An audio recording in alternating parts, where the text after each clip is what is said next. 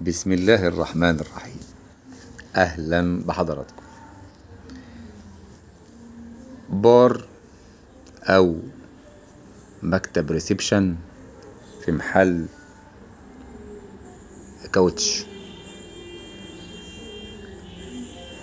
وزي ما حضراتكم شايفين اللمعة تتكلم عن نفسها. الخامة نيو حلاي ب3 سنتي. البار نفسه تقريبا كان طوله مش فاكر، مش متذكر، يعني كان تقريبا 3 متر وحاجة. وعلى غير العادة عملت حتة على حتة واحدة اللي هي البنك نفسه اللي هتستخدم.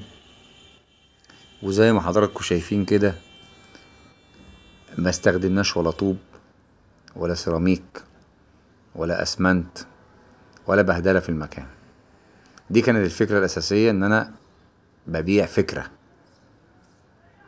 الفكرة هنا اقتصادية، مفيش بهدلة، والمحل شغال، مفيش أي عطلة لأي حاجة. لما تكون حاجة يعني بتتطلب كده.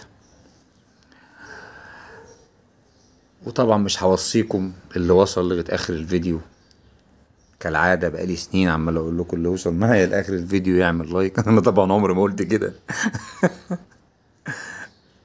البار بقى ده ما كانش فيه وقت ان انا اصور.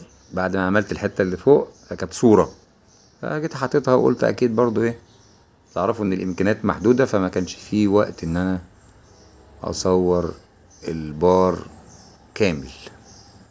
دمتم في امان الله، والسلام عليكم ورحمه الله وبركاته.